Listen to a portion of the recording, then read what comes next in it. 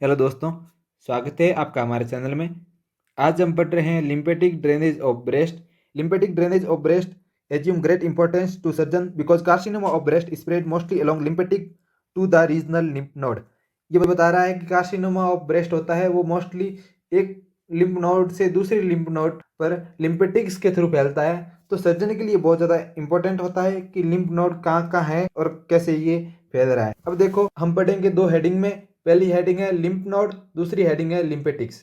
तो पहली lymph node की हेडिंग में हम पढ़ रहे हैं सबसे पहले एक्सिलरी लिम्फ नोड के बारे में। तो एक्सिलरी लिम्फ नोड 4 टाइप के होते हैं: एंटेरियर, पोस्टीरियर, लेटरल और सेंट्रल। और एक और ग्रुप होता है एपिकल, और उससे ऊपर लिम्फ नोड होता है उसको बोलते हैं सुप्रा क्लेविकुलर। आपको याद कैसे करना है, आप ये देखो।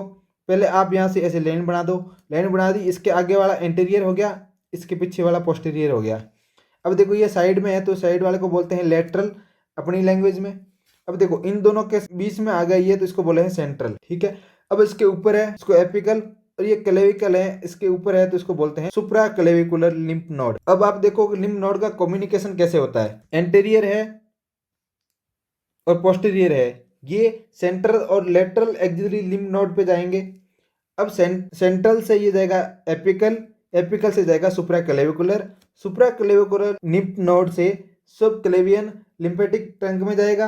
उसके बाद ये राइट और लेफ्ट ब्रेकियो सिपेलिक वेन में जाएगा, तो ये सर्कुलेशन में चला जाएगा। दोस्तों, आप दूसरा ग्रुप देखो। दूसरा ग्रुप एंटीरियर थोरेसिक नोड का है, जो लाई करता है इंटरनल मेमोरी वेसल्स के अलोंग लाई करता है। ये ड्रेन कहाँ से करता है? आपको लग रहा होगा कि ये इधर के पार्ट से ड्रेन करता होगा, लेकिन ये inner half of breast and outer half of breast दोनों साइड से ये लिम्फेटिक्स को ड्रेन करने का काम करता है। उसके अलावा कुछ लिम्फ 5% होता है, वो supra clavicular node, cephalic node, posterior intercostal node, sub diaphragmatic node, sub peritoneal lymph plexus.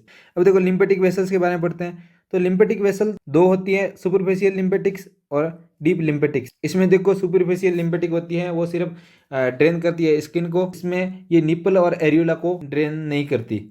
और जो डीप लिम्फेटिक्स होती है वो पेरेन्काइमा ऑफ ब्रेस्ट को ड्रेन करती है।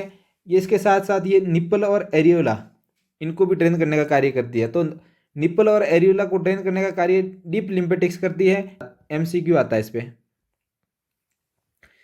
और देखो सब एरियोलर प्लेक्सेस ऑफ सेपी, इस पे भी बोलते हैं, सेपी भी बोलते हैं। ड्रेन इनटू एंटीरियर और pectoral group of lymph node. तो ये देखो ये जो सब एरियोलर प्लेक्सेस ऑफ सेपी है वो एंटीरियर एक्सिलरी लिम्फ नोड में ड्रेन करता है। अब देखो एंटीरियर और central group of node are commonly involve in carcinoma of breast. ये दो है, ये carcinoma of breast. Carcinoma of breast mostly upper lateral quadrant में होता है, लोअर लेटरल में हो सकता है पर बहुत कम होता है। तो मोस्ट कॉमन होता है वो अपर लेटरल में होता है। दोस्तों, इसकी क्लिनिकल एनाटॉमी बहुत ही ज़्यादा इंपॉर्टेंट है। Upper and outer quadrant of breast is frequent site of carcinoma. Carcinoma की फ्रिक्वेंट साइट होती है वो अपर और आउटर क्वाड्रेंट होती है।